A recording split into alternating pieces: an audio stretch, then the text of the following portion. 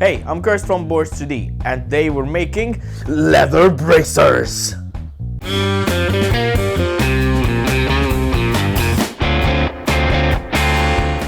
Leatherworking is a skill that I really want to get into. I've been watching a lot of YouTubers online that work with leather, and what they do is just pretty amazing. So I thought I would try and learn something myself. I've learned that leather is a particularly forgiving material to work with if you know exactly how to tool it. So yeah, I made this pair of leather bracers. Let's see how I did it. I started out by drawing the pattern of the bracer that I wanted to make. I made sure to take measurements of my forearm, my wrist, and the length of the bracer that I wanted. I added a few inches here and there to add to the design. Here's a part where you can get as creative as you want. The template doesn't have to be very simple or very complex, it just has to be something that you like and would enjoy making. Once that was done, the template was then transferred onto the leather using a felt-tipped pen or Sharpie. You could do this in a number of ways. I prefer this because it's much easier and clearer to see.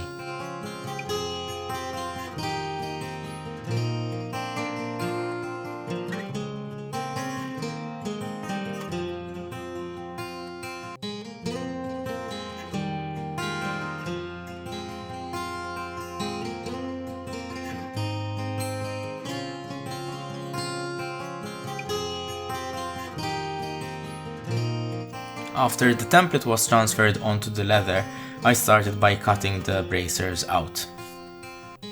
I used a utility knife. You can use a rotary cutter, which works much better, but at the time I didn't have one. Just make sure that your cuts are straight, use a metal ruler if you have to, and try to not angle your blade as much as possible, especially on the lines that are creeping up on the bracer.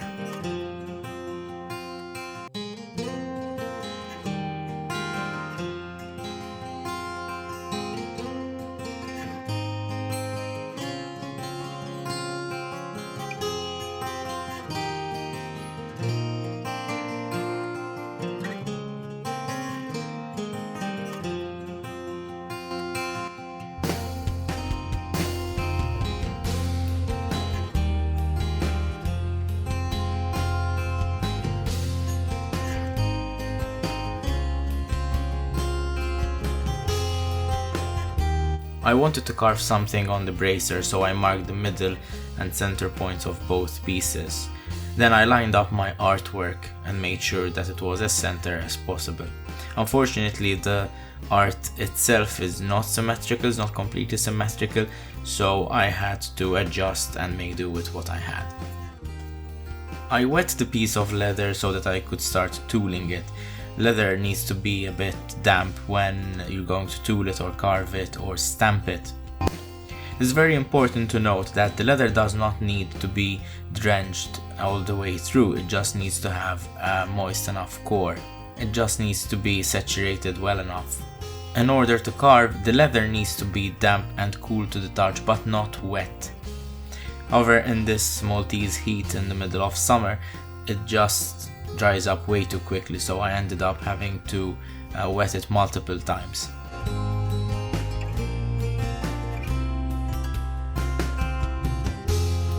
I used a stylus pen to trace over my design. I also used a stylus pen to add some accents and details to the actual artwork on the leather.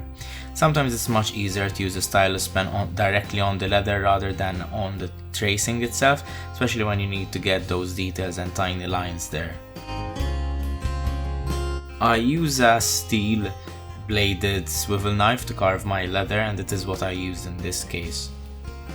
It is very easy to follow the stylus lines. You just need to make sure that the swivel knife doesn't turn too quickly, or you could ruin your leather phase very easily by doing that. So just go slow, make sure that you have even consistent cuts, and the carving will come out looking really cool.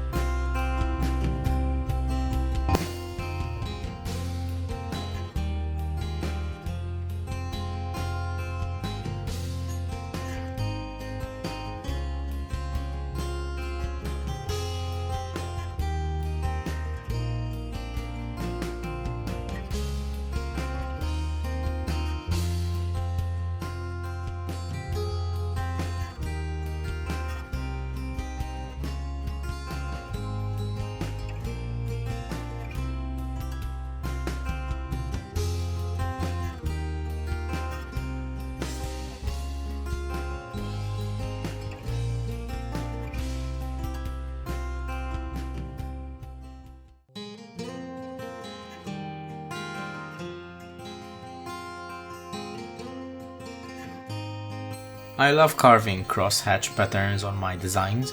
They're just very easy to make. It's just 3 lines one way and then 3 lines in a perpendicular direction.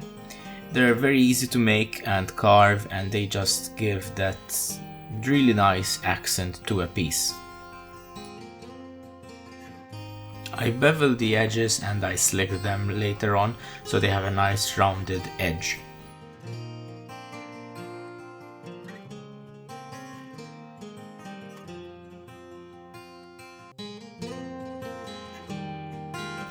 I used several tools to make the accents and the design on the leather pop out. First of all, I used a beveler all around the design. Secondly, I used a textured stamping tool, a backgrounder as it's known, to fill in the spaces within the artwork itself. This tiny detail really gives the piece a really nice look.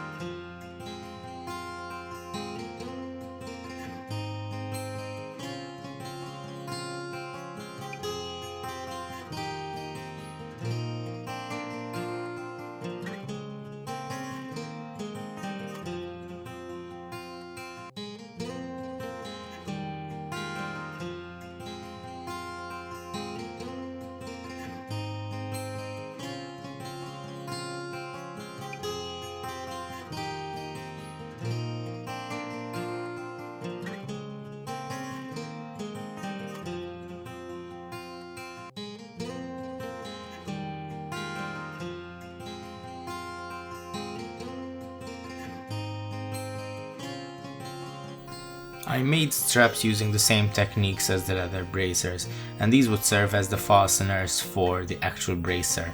I had a couple of buckles that I was going to use, and I basically fashioned them around this.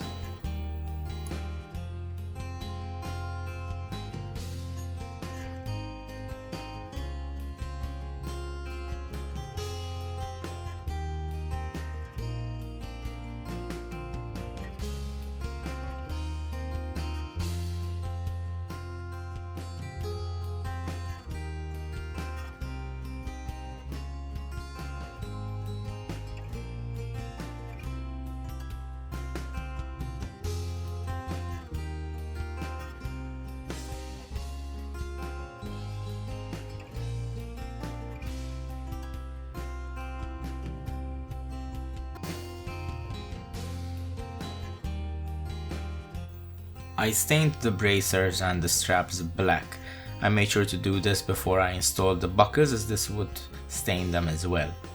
Once that was done, multiple coats were applied to make sure that the stain was soaking through the leather evenly and that it had a nice even color.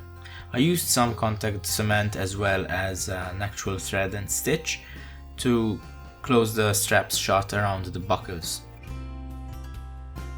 I finally riveted the straps to the bracers using some brass rivets to match the buckles.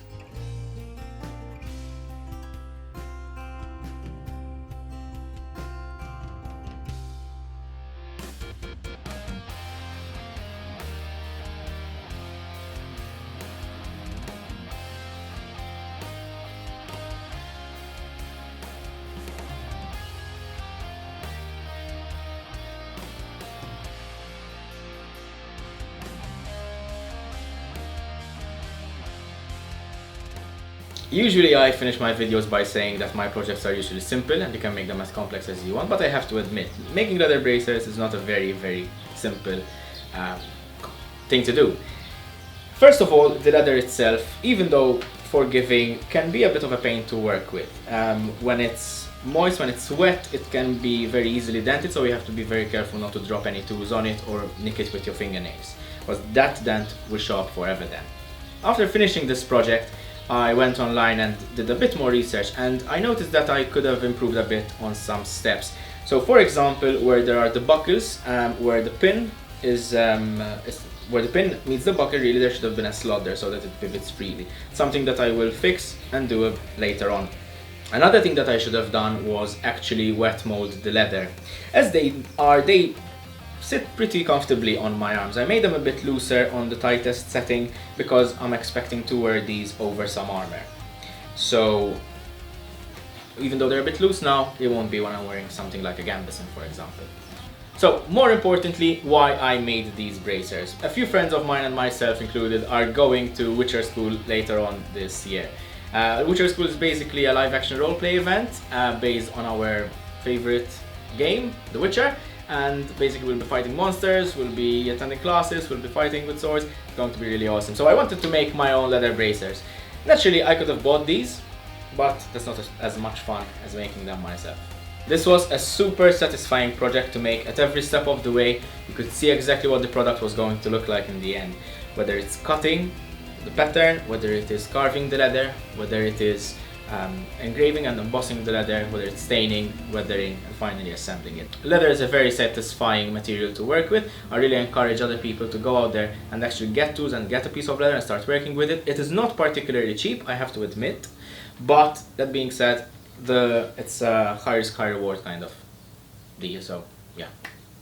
And as always, you can follow me on my social media pages, Facebook, Instagram and Twitter. Links as always in the description below.